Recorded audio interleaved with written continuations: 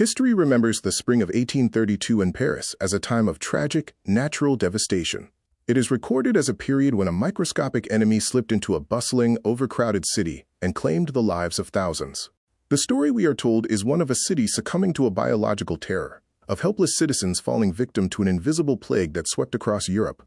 We are told the people panicked, the streets descended into chaos, and an ignorant public, gripped by terror, turned on their leaders in a fit of collective madness. But history is almost always written by the survivors, and more importantly, it is curated by those in positions of power.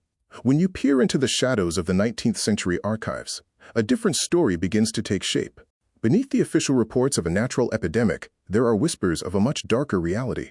There are records of strange arrests, of unexplainable symptoms, and of localized violence that seems far too targeted to be the result of blind panic. What if the thousands of Parisians who took to the streets in violent rebellion were not acting out of an irrational fear of an unknown disease? What if, in the dark, winding alleys of a city on the brink of collapse, the poorest citizens of Paris witnessed something that the history books have spent nearly 2 centuries trying to erase? To understand the true nature of this tragedy, we must step back into the labyrinthine, unlit streets of Paris before the grand boulevards were built. It is March 1832. The city is a powder keg of political tension and crushing poverty. The July Revolution had recently installed King Louis Philippe, the so-called citizen king, but the promises of equality have already rotted away. 1 million souls are crammed into the city limits, with the poorest citizens segregated into the damp, crumbling districts of the Ile de la Cité and Saint-Marcel.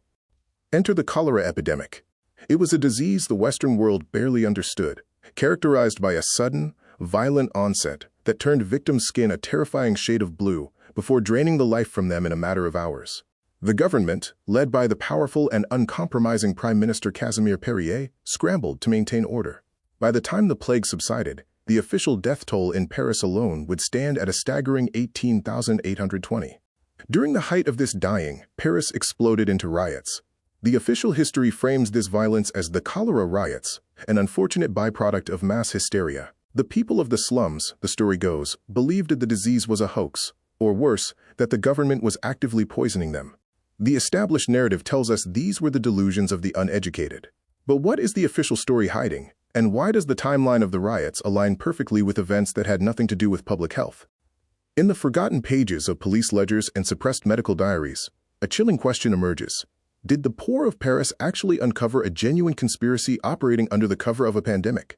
The mainstream explanation of the 1832 epidemic is documented in thousands of textbooks and medical histories. It presents a straightforward, if bleak, sequence of events. Cholera, originating in the East, traveled along trade routes, tearing through Russia and England before finally arriving at the borders of France. When it hit Paris, it found the perfect breeding ground. The medical consensus of the time heavily relied on the miasma theory, the belief that diseases were spread by foul air and toxic smells emanating from decaying organic matter. According to this accepted history, the government acted as any responsible authority would. Prime Minister Perier and the Prefect of Police, Henri Gisquet, instituted sweeping public health measures. They ordered the immediate cleaning of the streets, the removal of filth, and the clearing of the stagnant gutters that choked the poorest neighborhoods. It was a massive, citywide effort to sanitize a metropolis that had lacked modern plumbing for centuries. The official narrative asserts that the tragedy was compounded by the ignorance of the lower classes.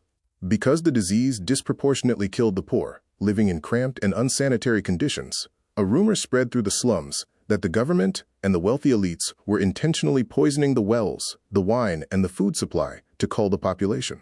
The authorities claimed that this paranoid delusion drove the working class into a frenzy. Mobs formed, attacking doctors, murdering government officials, and destroying the new sanitation equipment. The history books close the chapter by concluding that the riots were simply the tragic, misguided lashings of a terrified populace incapable of understanding a biological disaster. Yet, when you bypass the textbooks and read the primary sources, the raw, handwritten police logs from April 1832, the pristine official narrative begins to fracture. If the mobs were simply striking out in blind, irrational panic, their violence would have been random. But the violence of the spring of 1832 was not random at all. The riots began with the targeting of specific individuals and specific locations. The mobs did not burn down the city indiscriminately. They hunted down certain wine merchants. They attacked specific water carriers operating particular public fountains. They dragged specific men from carriages. Why would a crazed, panicked mob exhibit such calculated targeting?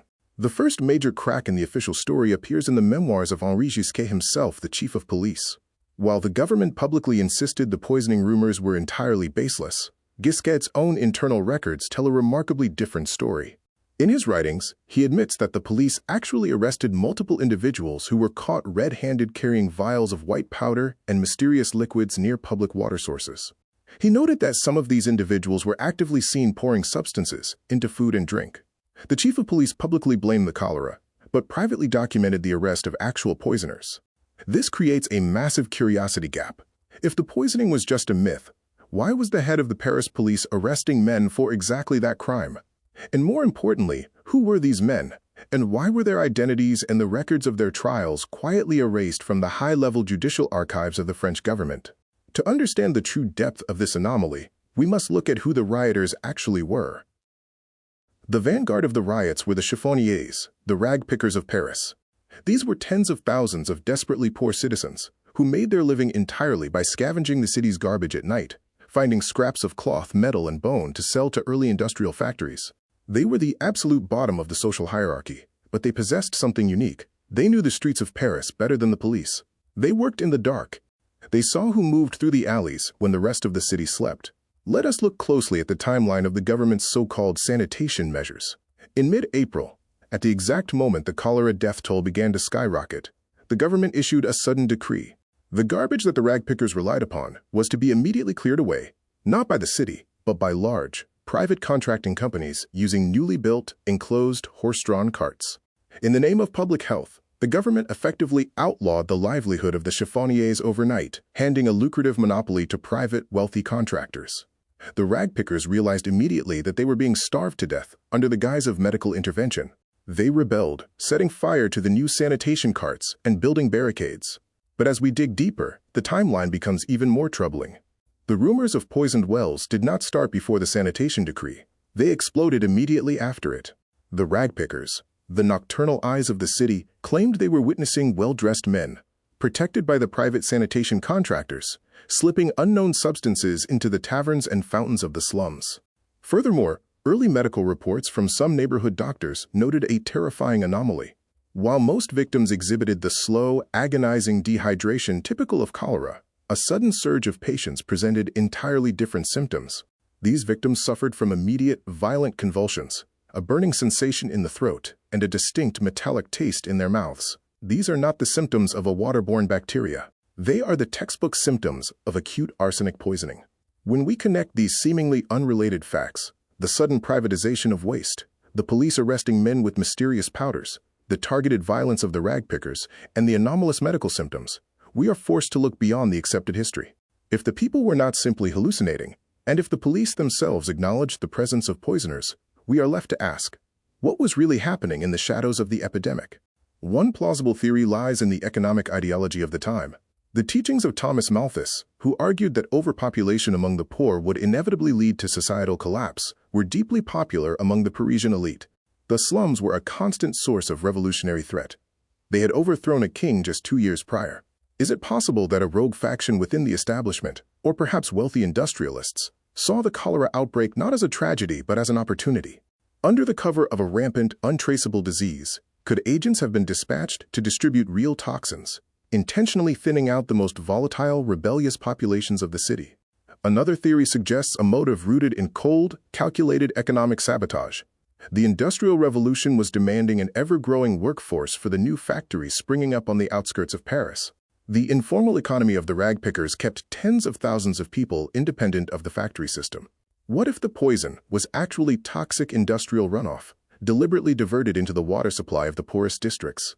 What if the goal was not necessarily mass murder, but the complete destabilization of the slums, forcing the surviving poor to abandon their independence and submit to the grueling life of factory labor? When you map the locations of the most severe cholera outbreaks during those specific weeks in April 1832, a hidden pattern emerges. The highest mortality rates perfectly overlaid the exact neighborhoods targeted by the new private sanitation companies. Where the economic interests were highest, the death toll was most catastrophic. The most damning evidence of this mystery does not come from a police ledger, but from the forgotten testimonies of the medical practitioners who walked the wards of the Hôtel Dieu, the oldest hospital in Paris. For decades, Researchers have relied on the official medical summaries printed by the Royal Health Commissions. But buried in the fragmented personal diaries of junior physicians from that spring, a chilling reality is preserved. One such account, suppressed and ignored by later historians, details a physician's frantic attempt to alert his superiors. He documented examining over 40 bodies in a single week that bore no trace of the intestinal damage caused by cholera. Instead, he recorded severe chemical burns on the lips and heavily ulcerated stomachs. He collected a sample of black, viscous wine from a tavern where 6 men had dropped dead simultaneously, an impossibility for a bacterial infection with an incubation period of days. When this physician submitted his findings to the Health Commission, his notes were confiscated. He was reassigned, and the deaths were officially categorized as cholera. And then there is the fate of Prime Minister Casimir Perier himself. In a highly publicized attempt to calm the rioting poor and prove that the government was not harming them, Perier visited the crowded cholera wards of the Hôtel Dieu. He walked among the sick, attempting to demonstrate that the disease was natural and the situation was under control. Shortly after this visit, the most powerful man in France fell violently ill. He died weeks later. The history books declare that Perier bravely caught cholera while comforting the afflicted. But those who stood near him during his final days noted his extreme paranoia. He refused food from certain servants. He spoke frantically of betrayals. Did the Prime Minister truly succumb to the Blue Terror? Or, as he delved into the reality of the crisis and the actions of the private contractors, did he uncover the very plot he was trying to dispel? Was Casimir Perier silenced because the orchestrators of the poisoning feared he would expose them? Elderly Parisians, interviewed at the end of the 19th century about their childhood memories of 1832, rarely spoke of a disease. They spoke of the men in black coats. They swore on their lives that they watched these men pour white dust into the public fountains at midnight, only to be protected by the city guard when the crowds tried to intervene. Today, the narrow alleys where the ragpickers fought and bled have been paved over. The grand, sweeping boulevards of modern Paris hide the scars of the slums that once stood there.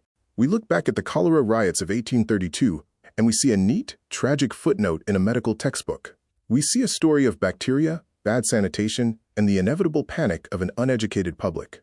But when you read the diaries of the silenced doctors, when you map the strange arrests of the police, and when you listen to the persistent, dying whispers of the poorest citizens of Paris, the official story begins to feel less like history and more like an alibi.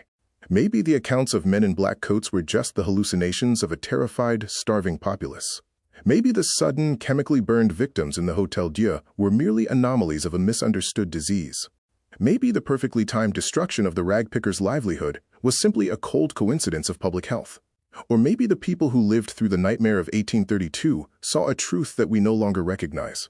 What if the most dangerous thing in Paris that spring was not the water, but the people who controlled it?